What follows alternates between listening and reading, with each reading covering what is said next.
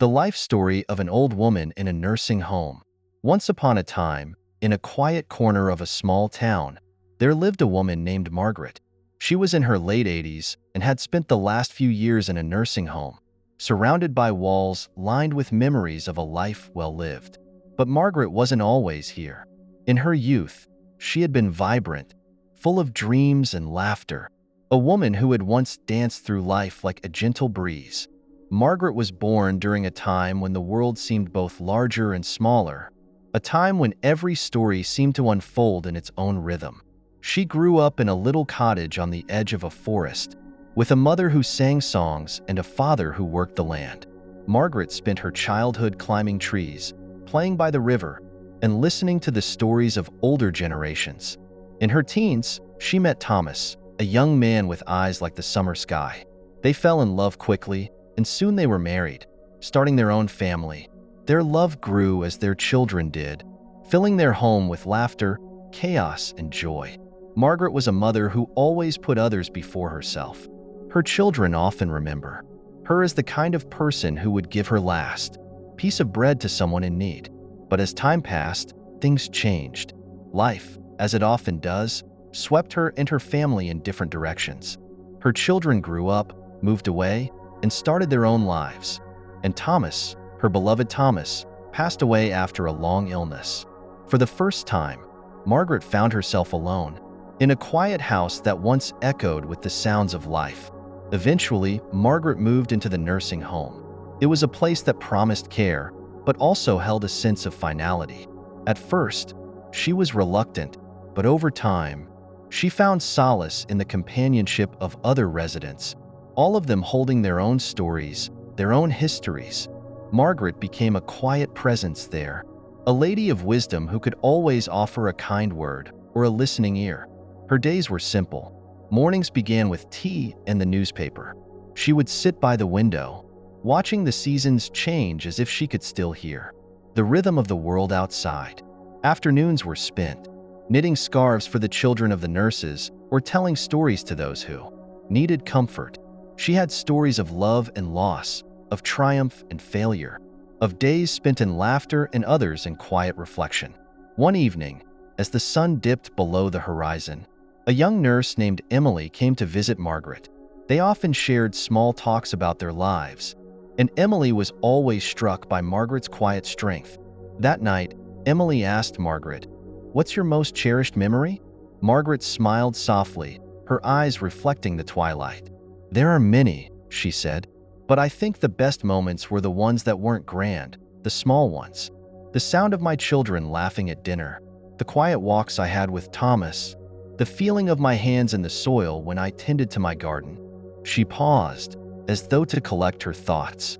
"You know, life doesn't always turn out the way you expect, but it's full of little moments that, when you look back, make the whole journey worthwhile." Emily nodded, understanding, but also feeling a pang of sadness for the years Margaret had lived through.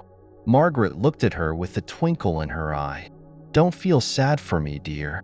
I've lived a full life, and now I'm here with all of you. We share our stories, and in doing so, we live on, even when the days grow short." The nurse smiled, touched by her words.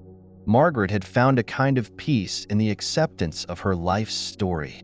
She knew that every chapter, every struggle and triumph had led her here, to this place of quiet reflection. And in that moment, Margaret understood something many people never do. That life, no matter how long or short, was not defined by its length, but by the love, memories, and moments shared along the way. As the days passed, Margaret continued to tell her stories, to give her wisdom, and to live out her final years with grace. In her heart, she carried the warmth of her family, the joy of her youth, and the peace of a life well lived. And though her time in the nursing home would eventually come to an end, her story, her legacy, would live on in the hearts of all who knew her. The lesson of Margaret's life was simple. Life's beauty is not in the years we count, but in the love we give, the stories we share, and the quiet moments of peace we find along the way. Months passed, and Margaret's presence in the nursing home became more than just a routine for the staff and residents. It was a source of comfort. Though she was no longer as strong as she once had been, her spirit remained unwavering. The stories she shared of her youth, of raising children, of the love she had for Thomas, continued to live in the hearts of those who listened.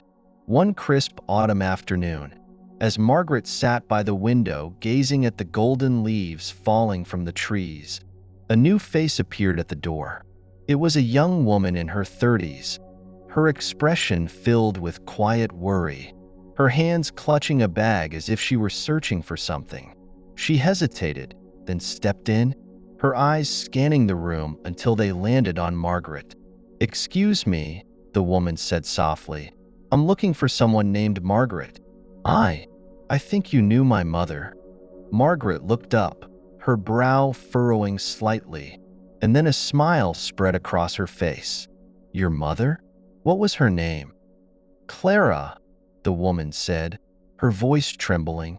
"Clara Bellamy." The name hit Margaret like a wave. Clara. She hadn't heard that name in decades. They had been childhood friends, inseparable back in the village where Margaret had grown up. They had spent their days exploring the woods, laughing by the river, and dreaming of the future. But life, as it often does, had pulled them in different directions. Clara had moved away, and the letters had stopped coming. Tears welled up in Margaret's eyes as memories flooded back. "Clara," she whispered. "I haven't thought of her in so long. What happened to her?" The woman's face softened, and she sat down beside Margaret. "She passed away last year," she said quietly. "But before she did, she spoke often of you. She never stopped talking about her best friend Margaret, the one she'd grown up with. She always wished she could see you again." Margaret's heart ached. "Oh, Clara," she whispered. "I wish I had known. I wish I could have been there for her." The woman reached into her bag and pulled out a small, weathered box. "My mother asked me to give this to you. She said it was important. She wanted you to have it when the time was right." Margaret took the box gently, her fingers trembling as she opened it. Inside, wrapped in a faded piece of cloth, was a photograph. It was an old photo, taken years ago, when they were both young women, standing together at the edge of the forest. Margaret could see the wildness of youth in their eyes, the bond they had shared, and for the first time in a long while, she felt a deep ache for the lost years. The woman, who had introduced herself as Clara's daughter, Lily, told Margaret that Clara had never forgotten their friendship. "She always said you were the one who truly understood her," Lily said.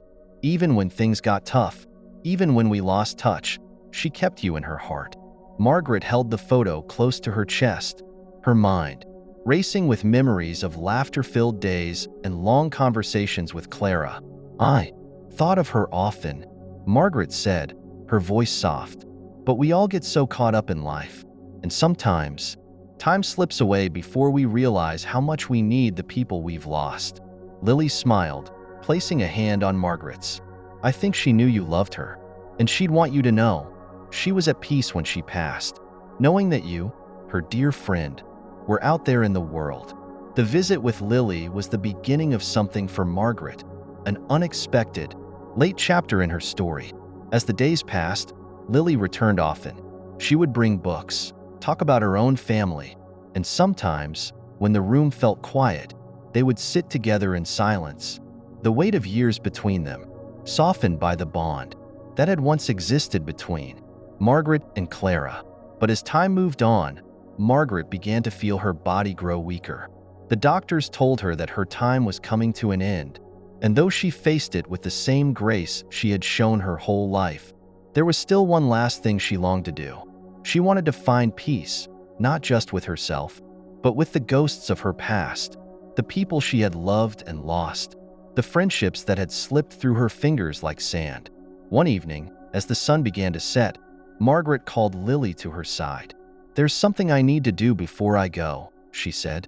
"Something I've put off for far too long." Lily listened carefully as Margaret, spoke of the letters she had once written to Clara but never sent, of the words left unspoken between them. "I want to tell her I'm sorry," Margaret said, her voice thick with emotion. "Sorry for the time lost, for not keeping in touch, for the things I never said." Lily gently took Margaret's hand. "You don't need to apologize, Margaret. I think Clara would want you to remember the love you shared. She wouldn't want you to carry that burden." Margaret smiled softly, her eyes drifting toward the window once more.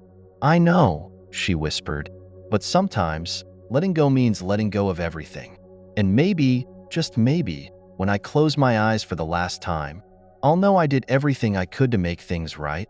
And so, as winter approached, the last chapter of Margaret's life began to unfold.